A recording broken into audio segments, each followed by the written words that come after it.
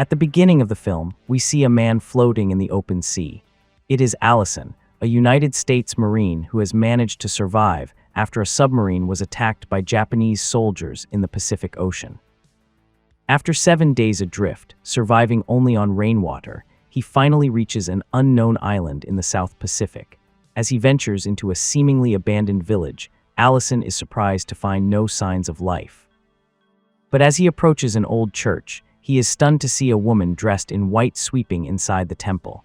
He did not expect to find anyone there, much less a beautiful woman living in such a remote place. At first, the woman is fearful, but when she realizes he is an American soldier, she greets him with relief. She introduces herself as Sister Aniela, a nun who had managed to escape a raid by the Imperial Japanese Army, during which several missionaries were captured and executed while heading toward the Fiji Islands. Since then, Aniela has lived alone on the island, which was once inhabited by local tribes, but was abandoned after Japanese forces destroyed their settlement. Her only companion had been Father Philip, her parish priest, who was sadly found dead 4 days after they became stranded there. From that moment on, Aniela had lived praying for a miracle, hoping to be rescued by Allied troops. However, at that time, the situation in the Pacific largely favored the Japanese army. Moved by her story, Allison promises to help her escape. He plans to build a raft using the inflatable buoy that saved his life. Fortunately, the island had enough natural resources to survive, and they could also make use of crops left behind by the former inhabitants when they fled. Aniela proves to be a cheerful, innocent woman with deep religious faith. Allison, on the other hand, is not particularly devout, which leads to interesting conversations between them. On one occasion, he asks why she chose a religious life despite being so beautiful, likely admired by many men. She simply replies, "I love God deeply." Sometime later, Aniela spots a turtle swimming near the shore. Allison takes the opportunity to teach her how to hunt, a skill he considers essential for survival. With improvised tools, they both set out to catch it. Although they manage to entangle the animal, it drags them out to sea. Allison has to dive in to fully capture it. In the end, they return safely to land, and the turtle meat, fibrous and slightly oily, serves as a nutritious meal that day, but the calm does not last. While working on the inflatable raft, they hear the sound of a plane flying over the island. To their horror, it is a Japanese aircraft. Fearing discovery, Allison urges Aniela to hide. They find shelter in a cave, and their suspicions are confirmed. The enemy planes had likely detected signs of human presence. The next day, Allison wakes in alarm to explosions caused by Japanese bombings. When he goes out to inspect, he finds everything destroyed, from the vegetation to the fragile raft he had built. This makes their situation even worse, as they have no provisions in the cave. Allison is forced to act quickly to find food that will allow them to survive. Soon after, Japanese troops begin arriving at the shore, apparently intending to establish a military base there. This new threat makes their situation even more dangerous. A single mistake could reveal their hiding place. Allison asks Aniela to remain in the cave while he goes out in search of food. Fortunately, although the soldiers patrol the area looking for threats, they do not discover the cave where the two are hiding. The following morning, determined to move forward alongside Aniela, Allison heads to the rocks hoping to catch some fish. After several attempts, he manages to catch a few and prepares to return. However, just as he is about to leave, he notices the distant glow of a flashlight. Japanese soldiers are patrolling the shore. Quickly, Allison hides among the waves to avoid being seen. When the patrol boat moves away, he runs back to the cave with his catch. Once there, he finds that Aniela refuses to eat the raw fish. Allison tries to convince her that she must eat, even if it is not ideal, because her health is at risk. Reluctantly, she attempts to taste it, but the smell is unbearable to her. In the end, she lies down without eating, while Allison, hungry, eats alone. Seeing her so weak, he begins to worry deeply about her condition. That is when Allison makes a risky decision, to steal food from the Japanese camp. He has little choice. If he wants Aniela to survive, he must get something she can eat. That night, he sneaks into the enemy camp. He manages to get past a heavily guarded checkpoint.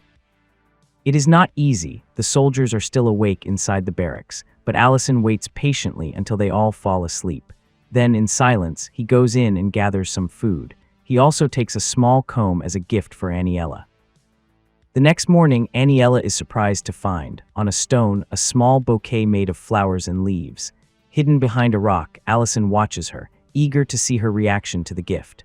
Though it is only a comb, the gesture moves her deeply.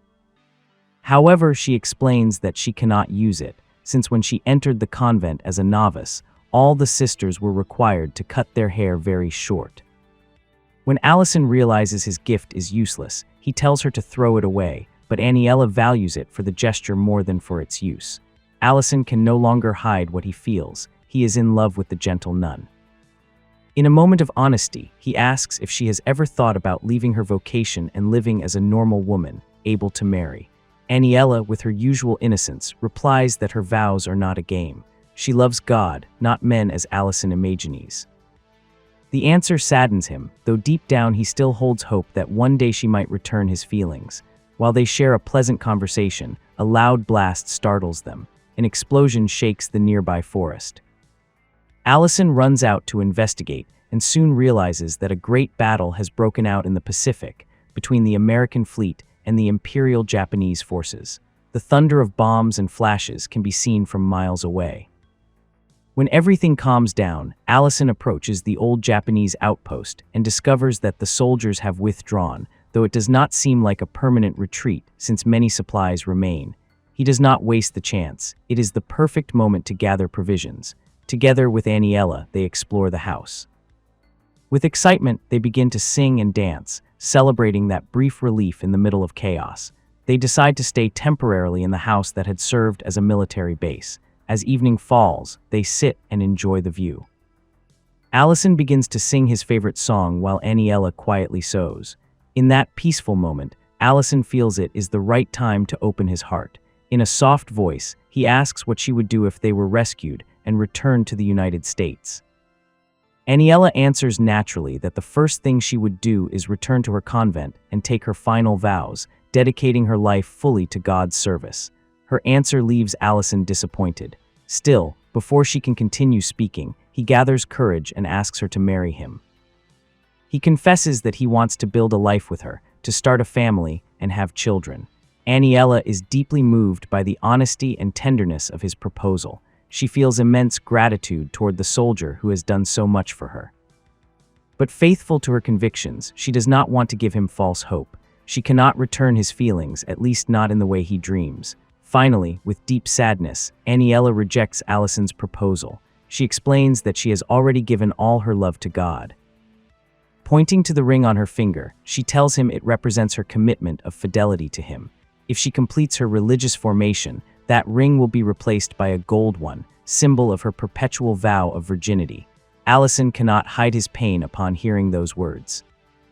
Masking his sadness, he says he needs to go out and watch the coast. Meanwhile, Aniela remains alone, her eyes filled with tears. Though she deeply admires Allison, she must suppress her feelings to keep her faith intact. Afternoon fades into night, and they rest in the abandoned house the Japanese soldiers left behind. While searching for something to cook, they find a bottle of liquor hidden inside a sack. Unfamiliar with its scent, Aniela offers it to Allison. He explains that it is sake, a Japanese alcoholic drink with a taste similar to wine. Without thinking much, he invites her to drink with him, but Aniela immediately refuses when she learns it contains alcohol. Frustrated and overwhelmed by his emotions, Allison drinks alone. Aniela tries to stop him, but soon he is drunk. Under the effects of alcohol, he begins to speak disrespectfully, suggesting they should be closer. Frightened by his state, Aniela runs into the forest, devastated to see the man she admired in such condition.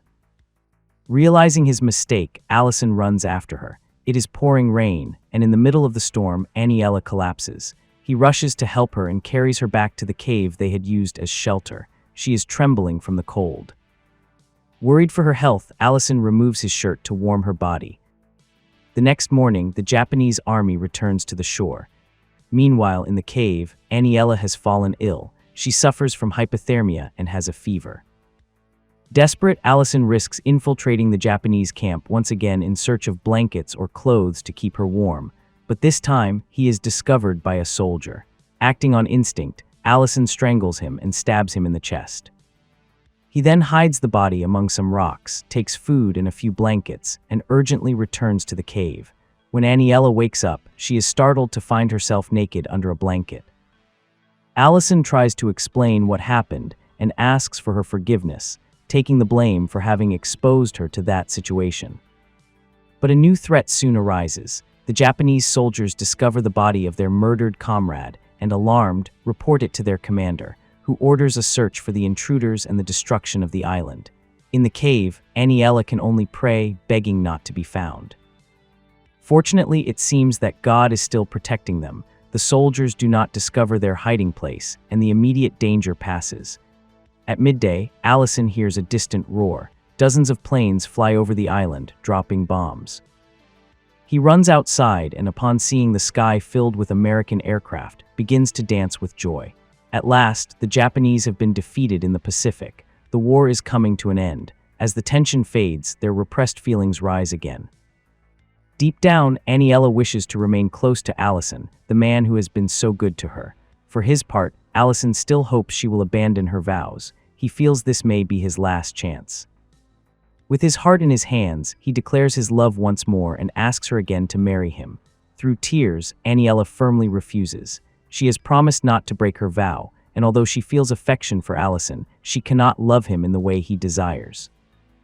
Understanding this, Allison accepts her decision and leaves to continue fighting against the Japanese troops. Determined to help the Allied forces, he attempts to disable a hidden Japanese cannon on the island. In the process, an explosion wounds his shoulder, but he manages to render all the heavy weapons useless, preventing them from being used against the Americans. Finally, Allied troops land on the island and manage to rescue Allison and Aniela.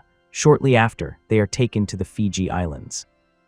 From there, Aniela returns to her homeland, resumes her vocation, and goes back to life in the monastery. Meanwhile, Allison rejoins his military unit and continues fighting until the end of the war, which concludes with the atomic bombings of Hiroshima and Nagasaki. And with this, the movie ends. Don't forget to check out my channel, subscribe, and catch all the latest videos.